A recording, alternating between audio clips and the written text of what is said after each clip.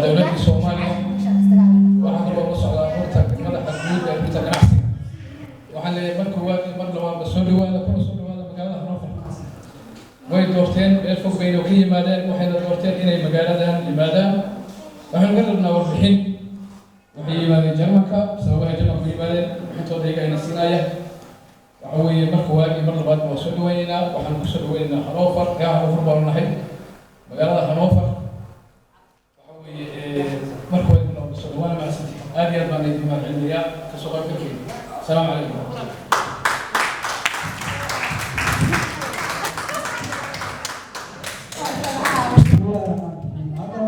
الشيخ أحمد أسأل منه كتب السعوديات سلويت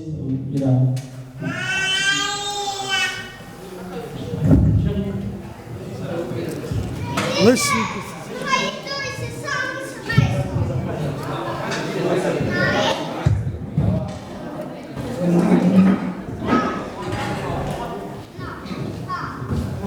بسم الله الرحمن الرحيم الحمد لله رب العالمين وصلى الله وسلم على سيدنا محمد وعلى اله وصحبه وسلم اجمعين.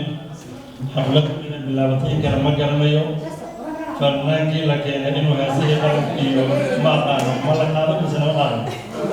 ولا جينا وقالنا حنا ملينا يا قران كتب ما دام مدحت قرن كنا رجعتو الى هفوتها الى غفروا هذه قرن كان وما دام على في ربك قرن كنا رجعتو taas laakiin markay guddiga qabanqaabada iyo baarlamaanka dib ka farsameyn doona inta haddaan soo dhaafo waa runtii sharaf iyo khayr aad u weyn in ay halkan iyo magaalada Hannover oo ah caasimadda gobolka Niedersachsen Hannover kaliya ma aha waa caasimadda 16 gobol ama wilaayo ee Jarmalka ka samaysan yahay mid ka mid ah caasimadeedii Niedersachsen waxay tahay waa gobolada Jarmal ugu dhaqaalaha badan waxaa ku taa waa gobolka labaad ee Jarmal juqraafi ahaan ugu weyn ugu dhul ballaaran dadka waa laga badan yahay Jarmal waxaa ku yaala gobollo ay 20 milyan oo dad degan yihiin Niedersachsen waxaa degan ilaa hadda dad 10 milyan ka yar 8 milyan iyo 9 milyan baa la gaarsiiyaa dadka ku nool gobolkan Hannover laga xukumo Hannover marka waa magaalooyinka Jarmal ugu caansan ugu waaweyn ka mid ah ahna caasimadda oo ka yimideen madax badan oo Jarmal ka mid ah ra'iisul wasaarihii ama mustashaarkii Angela Merkel ka horeeyay ee la oran jiray Gerhard Schröder halkan uu degan yahay gurigiisa iyo xaaskiisa iyo dhalashadiisu waa Hannover madaxweynihii Jarmal isaga kan hadda jooga ka horeeyay oo la yiraahdo Wolfgang isaguna magaalada degan yahay looyarka iyo hadda xafiis ku leeyahay marka ku soo dhawaada magaalada Hannover oo ah caasimadda gobolka Niedersachsen ama wilaayada la yiraahdo oo degan yihiin Soomaali aad u tiro badan runtii xafladan haddii waqti hore iyo madaxdu ay warkana soo siin lahaayeen in ay dadka yimaadaan inta aad fara badnaadaan ayay ahayd laakiin dabcan markasta oo hawla bilaabayo waxaan filayaa inay madaxda qaranka Soomaaliya Jarmal yimaadaan oo jaariyada Soomaaliyeed ee wadamada qurbaha iyo Yurub iyo Jarmal jooga u yimaadaan way cusub tahay Jarmal maama jirta la yiraahdo wax kasta oo bilowgii uu adag yahay alla anfan isbay Jarmal ku dhahan wax kasta oo cusub adaygiisu iska leeyahay marka waxa laga yaabaa inay tahay bilowgii ugu horeeyay ay madax qaranka ogahay Jarmal yimaadaan oo shacabka Soomaaliya ee wadanka degan u yeeraan ama inay la kulmaan ama inay warbixin siiyaan la rabo haddaan intaa kaga soo gudbo Soomaalida degan magaalada Hannover iyo gobolka Niedersachsen waa Soomaali aad u tiro badan Soomaalida badankeedu waxay yimideen 5 sano 6 sano ee u dambeysay intii ka horeysay magaalada Hannover dadka degan ee Soomaaliya dad fara ku tirsay ahaayeen wax iga daaweyn magaalada degan jira Cabdinaasir Baadira dadka ugu yimid markaan 15 sano ku hor yimid magaalada dadkii sii deganaa odayaasha waxaa ka mid ahaa Cabdinaasir inta kale dadka hadda idiin muuqda iyo in kaloo badan oo imanin waa dadkii 6 sano 7 sano 5 sano la soo dhaafay yimideen dadkaas iyo xaalkay la yimideen iyo duruufaha ay wateen waxaan isleeyahay madaxda Soomaaliya kama qarsoona dhibkay soo mareen badahay soo jiireen himilada ay la yimideen culaysyada ka hor yimid inaad dareemi kartaan baan filayaa culaysyada waxyaalaha dowladda Soomaaliya la xiriira ee ugu waaweyn ee taaban kara waxaa ka mid ah in ay shacabka Soomaaliya ee dhulka yimid dukumiintii Soomaaliya ayna la imanin markay yimaadeen qofriga uu yiri dukumiintii waxaan lahaa maba lahaynba haddaan lahaana badku ku dhacay marka waxba lama imanin dowladda Jarmalna baarlamaankeeda waxaa ka soo baxay go'aan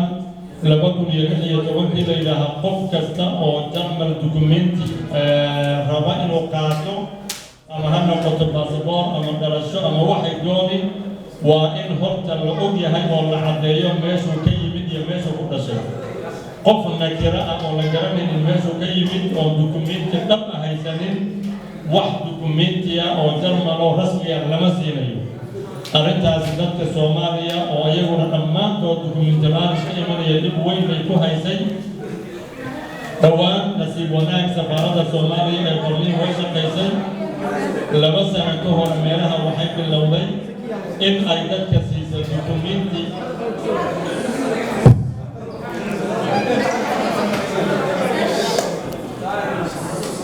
dadka loo yimid ha yareeyeen aqal-isdeebaliyo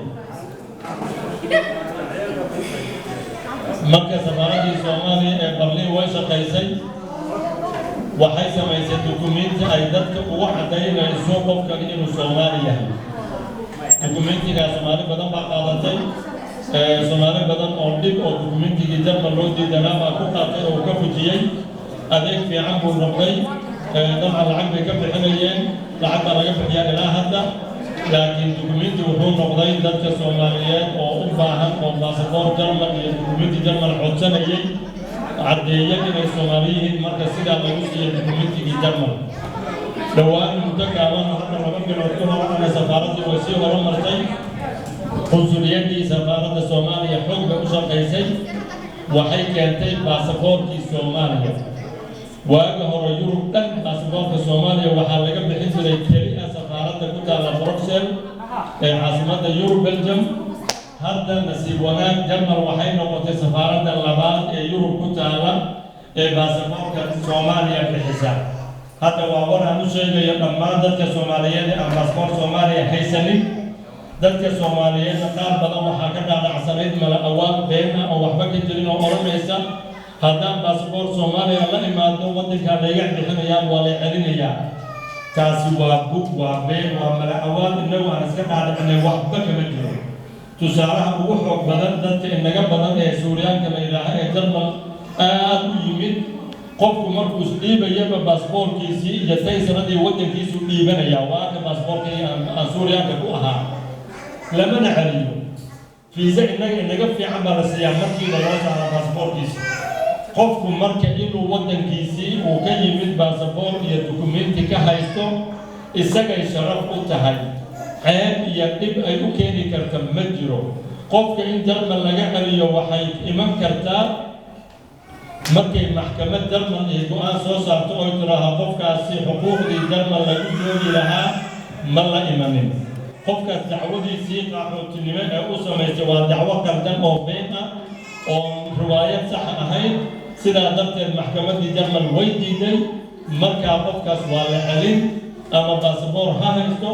ama safaaradda inta la xiriira la oranayaa baasaboor lagu celiyo qasab qofkan keen marka waa la celin karaa laakiin baasaboor Soomaaliyan haystaa ama warqad dhalasho oo Soomaaliyan haystaa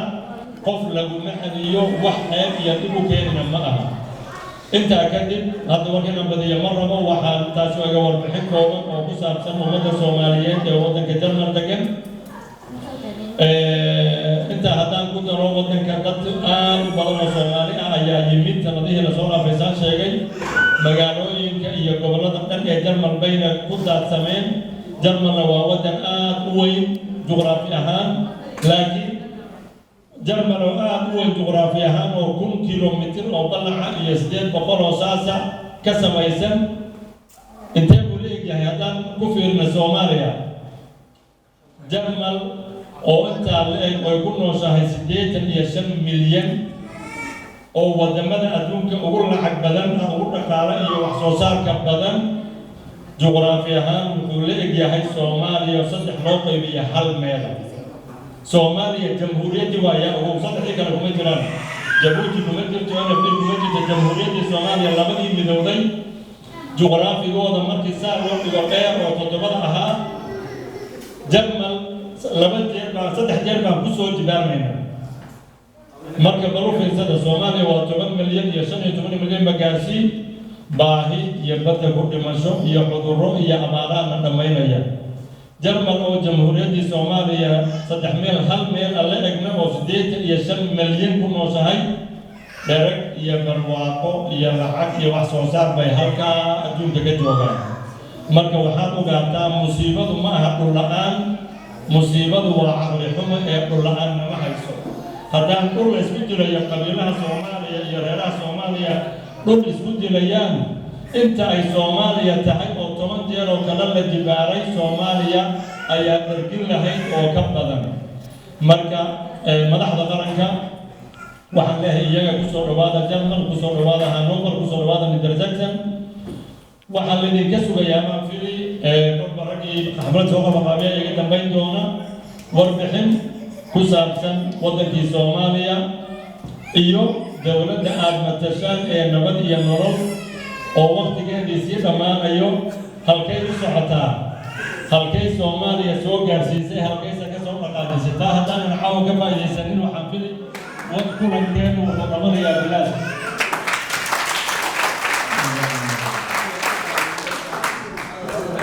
marka madaxda aadaan usoo dhawaynaynaa waxaana ka rajaynaynaa inay warbixin naga farxiso insha allah warbixin sax ah oo waddankanagii na jeclaysiisa oo waddankanagii yididiiladiisa iyo aamaasha iyo rajaha iyo khayrka na sugaya ee dhow na tusaalaynaya iyo dawladda hadda jirta iyo hamiladeeda oo wararka ay Soomaalidu aad u sugaysa waxaa ka mid ah doorashadii la isku ogaa ee Soomaaliya ee 2020 ama 2020 dawladda nabad iyo nolol daacad ma ka tahay waqtigeeda qabanayso maxaa yeelay dawladii inay arrimo dawlad goboleedyada ugu mashquulsan tahay waa muuqata oo arrimo ay ka mid yihiin dastuurkii Soomaaliya iyo doorashooyinkii la isku ogaa in laga dhigo one man one vote laga dhigo tallaabo fiican hor qaadan ay geedu loo qaadanayaan arrimaha warkooda ayaa ka sugaya madaxda qaranka mar kalena waxaan leeyahay soo dhawaada jazaakumullahu khayran wasalaamu calaykum مرة لا نقصد علينا ضد القرآن وياش نحاول نسوي وربط ضمير وكسر ضمير الصومالية دولة الصومالية مجلس وعلى عقد الشباب دينية دور وسلاح الجنود حكم جناح الصومالي عرب دينية وسلاح وبرشلة وعلى الصلاة هذا ما مسؤولين هنا سيدا الوصف كسب الأوروبيين إلى يصل وضع حاجة سماش مريو وحي أنه عن سؤالنا وعن تعالي الدروب ويجيبنا أيام الأسواق إن شاء الله أفضل سلاح الدروب سمعت هذا وحطورنا هل هي سؤال كان هذا ما شاء الله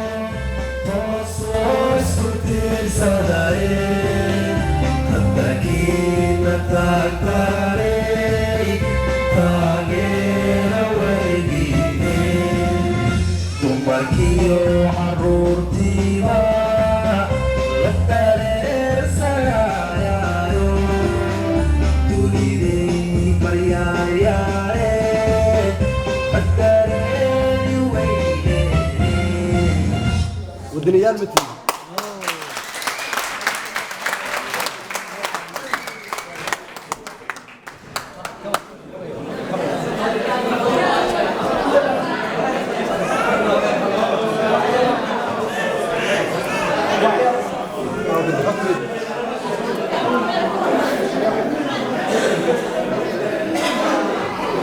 ابو سكيت صف صف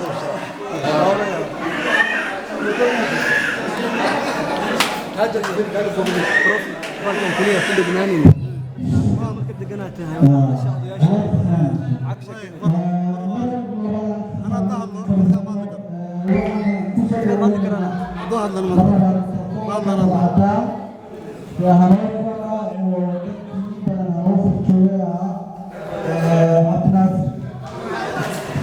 صدق وقراص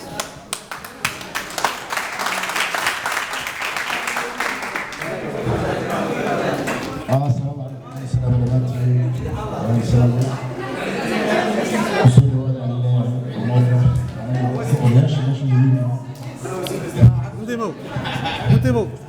Sodo.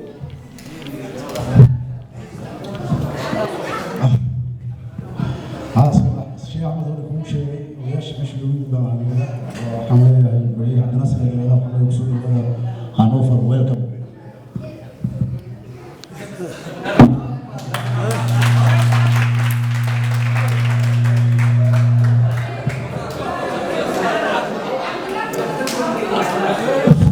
waxaan ku soo dhaweynaya magacaaga Umar laga raacay madaxda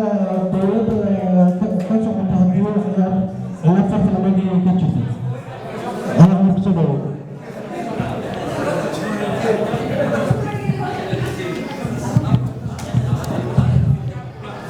السلام عليكم ورحمة الله وبركاته. السلام كذب وحنسوي الأسود وينيا مدحنا ناطمي ورنتي سفر نير ناس وكشيء مقالنا هاي بنشدة كله مقالنا هانوفر رنتي آدي أيام غفر أحسننا هاي إن أي معركان إن لقي بسبان ودنك يماشي أن جوغ رنتي آدي